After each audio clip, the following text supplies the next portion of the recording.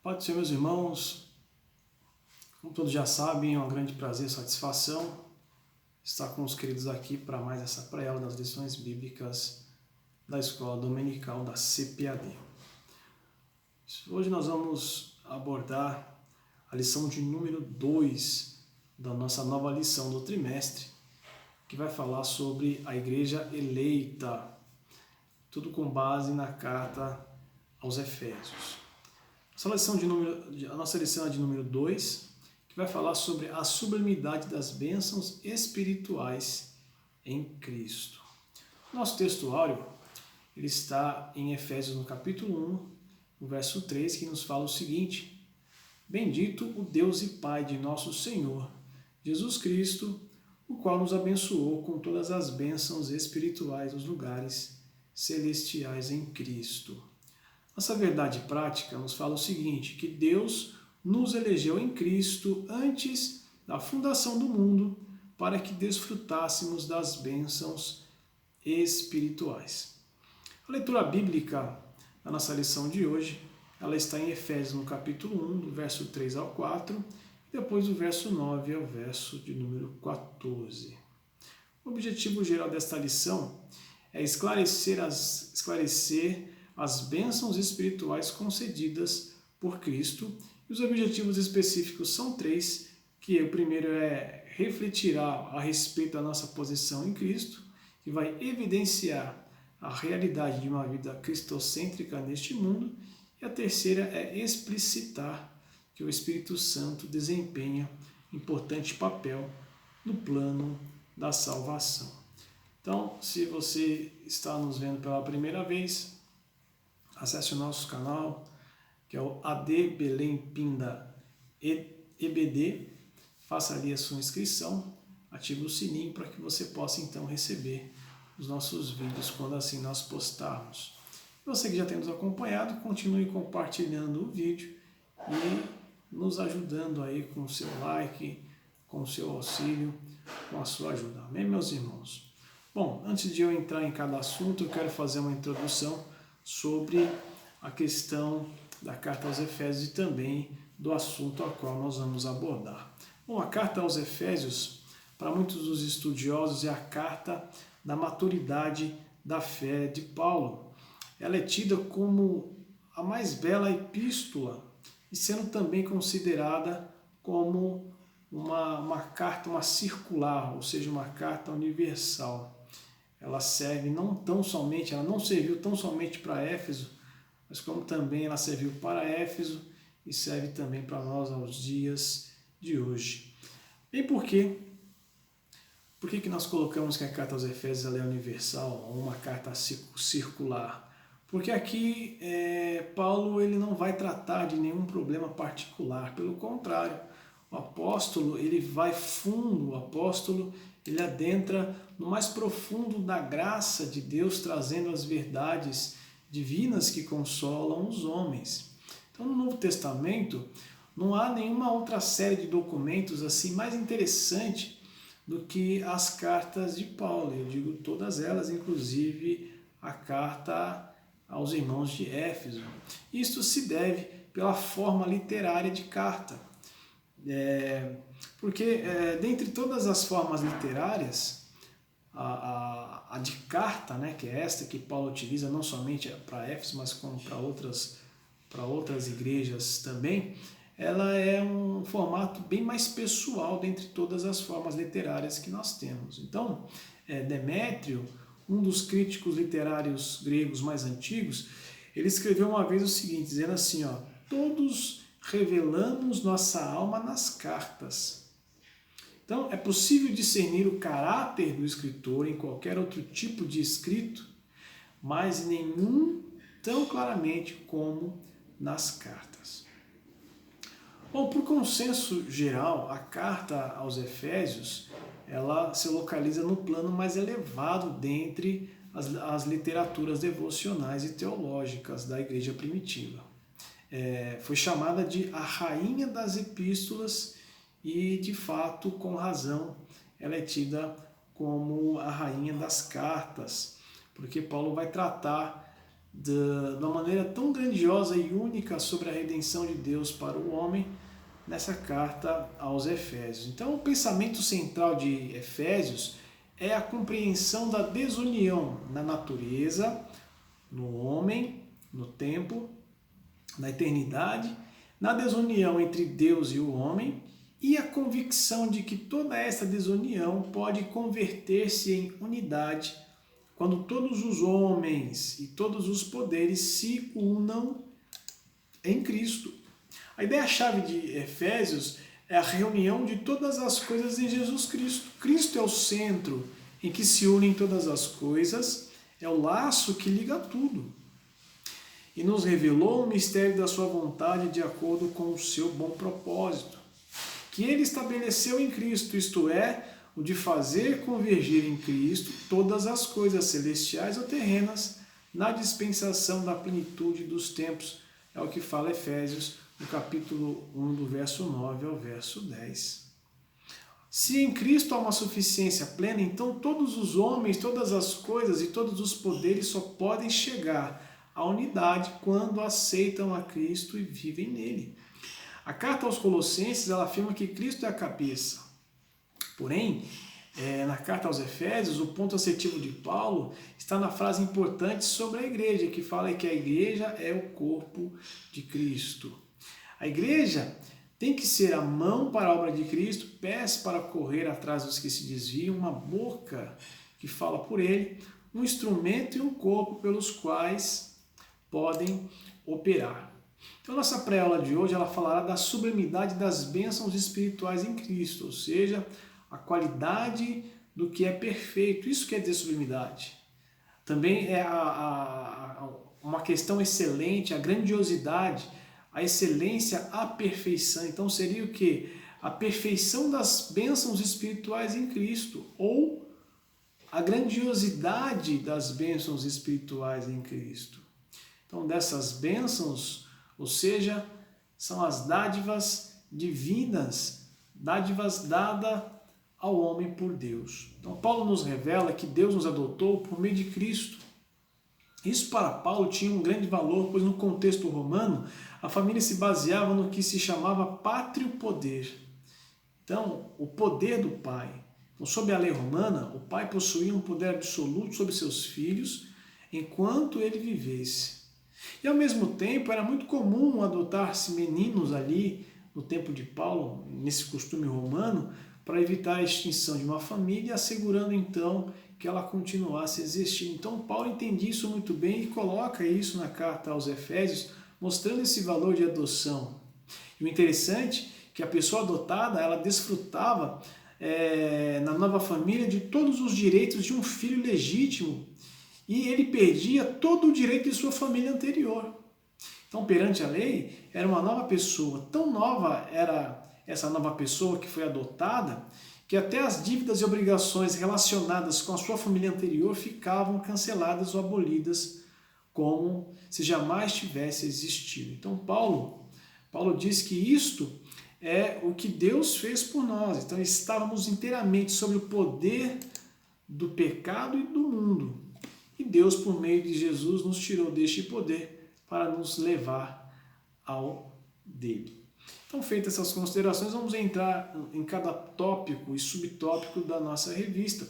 No caso aqui, o tópico de número 1, que vai falar a nova posição em Cristo. Então, no verso 1, Paulo chama os irmãos de santos, ou seja, são aqueles que são separados, consagrados, e que essa palavra do grego é ágios.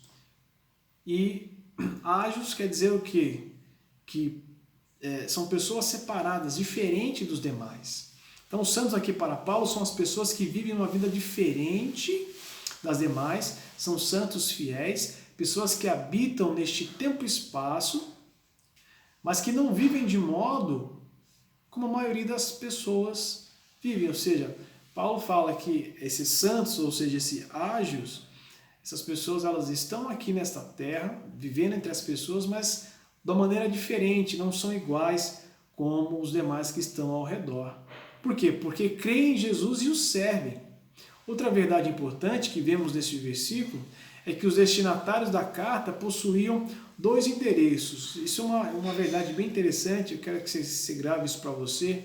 Quando Paulo ele fala, como ele inicia na carta, ele vem falar sobre os irmãos de Éfeso, sobre os santos, ele coloca duas questões interessantes, que esses irmãos ele habitavam em Éfeso e em Cristo.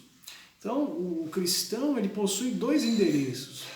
No caso ali, aos irmãos que Paulo endereça essa carta, o primeiro endereço terreno e natural é em Éfeso, e o outro endereço é em Cristo, um endereço divino. Então, todo cristão ele possui um endereço terreno e um endereço divino, que é em Cristo Jesus. Então, neste caso, eles habitavam em Éfeso e em Cristo, e assim somos nós também. Independente de onde nós estejamos, temos um endereço terreno e também um endereço em Cristo Jesus. O teólogo William Barclay, ele comenta o seguinte, que todo cristão ele possui dois domicílios, um humano e outro divino. Isso é uma verdade que todos nós devemos carregar para toda a eternidade. Bom, o pastor Hernandes Dias Lopes também, em seu comentário, ele vai citar Francis Fox. Ele relata o seguinte, que toda a vida do cristão, ela está em Cristo.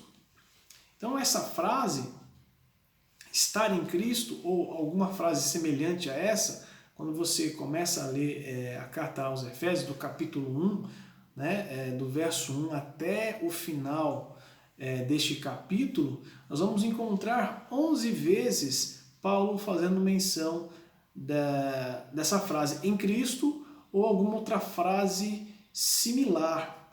Então nós entendemos que Paulo está enfatizando que a vida daqueles que creem e que aceitaram o chamado de Cristo deve ter sua vida nele.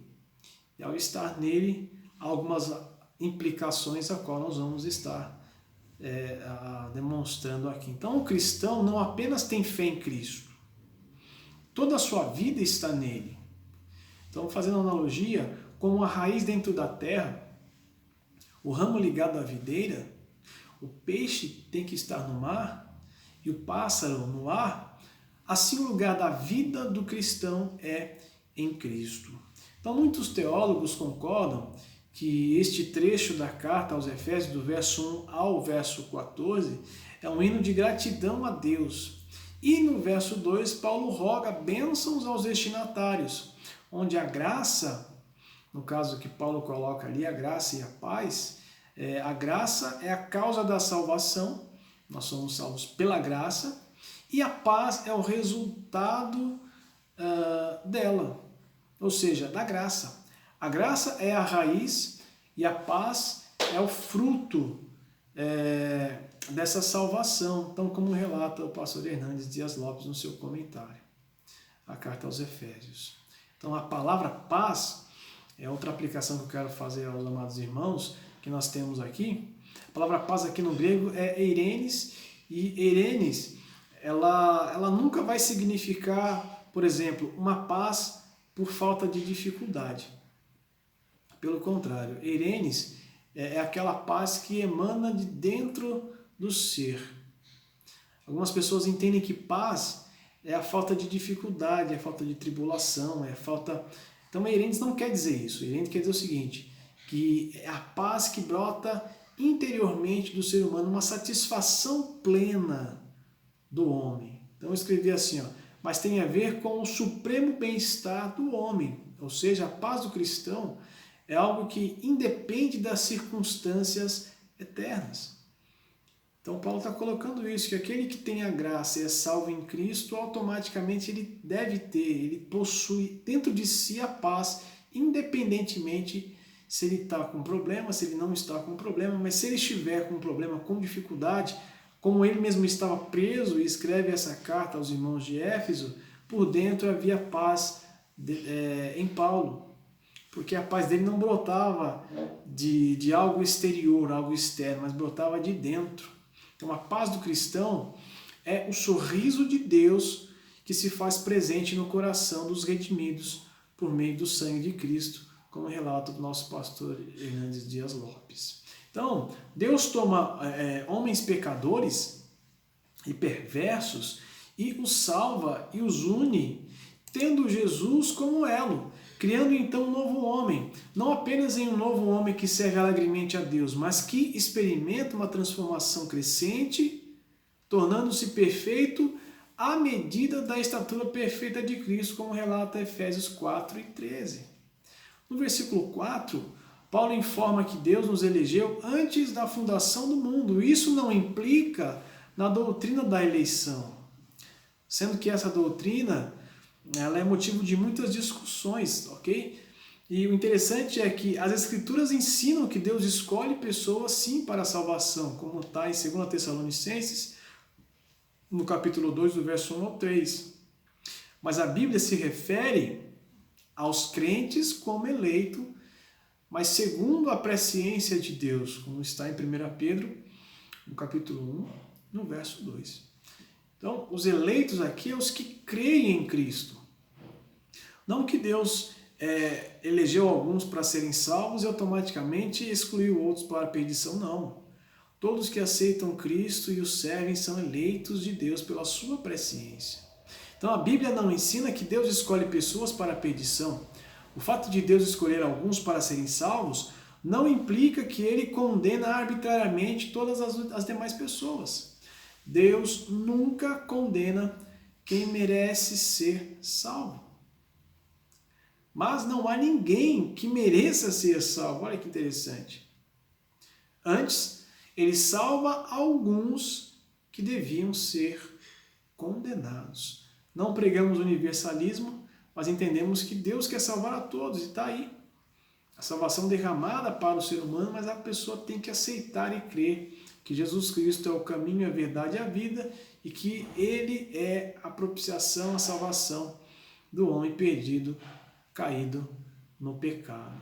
Então, Deus fez um convite de salvação sincera a todas as pessoas de todos os lugares. João 3:16 relata isso, 3:36, 5:24, Romanos capítulo 10, Romanos 10, do verso 9 e também o verso 13 vai relatar essa questão. Então, toda e qualquer pessoa pode ser salva, arrependendo-se dos seus pecados e crendo no Senhor Jesus Cristo.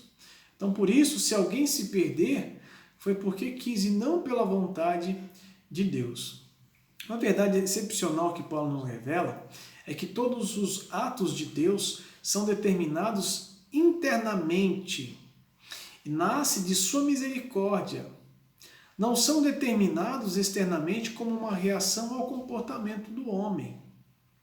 E devido a isso, Paulo louva a Deus com toda a alegria e entusiasmo, pois foi Deus quem aceita e chama o homem, e não o homem quem escolhe a Deus. Isso aqui é maravilhoso, que Paulo se alegra e Paulo se exalta e engrandece o nome de Deus, porque é fantástico ver isso, que Deus escolhe o homem e vem até o homem. Então Paulo nos afirma que temos bênçãos espirituais, e essas bênçãos espirituais é totalmente diferente da ideia que se havia no Antigo Testamento. No Antigo Testamento, as bênçãos elas eram materiais. Bênçãos essas por conta da obediência a Deus. Embora que também os nossos irmãos no Antigo Testamento tenham desfrutado de bênçãos espirituais, mas a ideia ali que eles sempre tinham e tiveram é que Deus estava com ele conforme eles tinham bênçãos. Quando não faltava alimento, quando estavam livres das guerras, quando não tinha doença, quando eles tinham filhos homens. Então, bênçãos materiais. Mas Paulo agora ele nos relata o seguinte, que as bênçãos que Deus nos tem dado são bênçãos espirituais. Ok? Bênçãos espirituais que não nos dão a ideia de que essas bênçãos estejam num local específico, no caso, o céu. Então eu escrevi assim, as regiões celestiais que Paulo coloca não se refere a uma localização, como se a bênção estaria apenas lá, mas nos fala de uma esfera de realidade espiritual, a qual o crente foi elevado em Cristo. O crente foi elevado, né? Ele está nesse tempo e espaço, mas foi elevado a Cristo espiritualmente, né? E isso não se trata do céu, a qual no céu futuro, mas se trata do céu que existe no cristão e em torno dele, no aqui e agora, como relata o pastor Hernandes no seu comentário aos Efésios. Então a ideia é que o cristão ele já vive as bênçãos provêm dos céus, no plano celestial, e elas são vividas aqui nesse tempo e espaço, e que vai nos levar também a uma questão futura. Ok? Então essa é a ideia que Paulo nos traz sobre dessas grandes bênçãos celestiais, dessas regiões celestiais que Deus tem preparado para nós de lá, para que venhamos viver aqui e que futuramente possamos chegar até lá. Já no tópico de número 2, vai falar de uma vida cristocêntrica neste mundo. Então, Deus não apenas recebe e perdoa aqueles que Ele reconciliou consigo mesmo, como filhos, né? Ele também os ilumina com a compreensão do seu propósito. Sua graça é derramada sobre nós em toda a sabedoria e prudência. E esta prudência leva o cristão a uma compreensão que o leva a agir corretamente, pois a sabedoria de Deus não é apenas intelectual ou acadêmica, mera filosofia superior, tal como os gnósticos diziam possuir nos dias primitivos da igreja.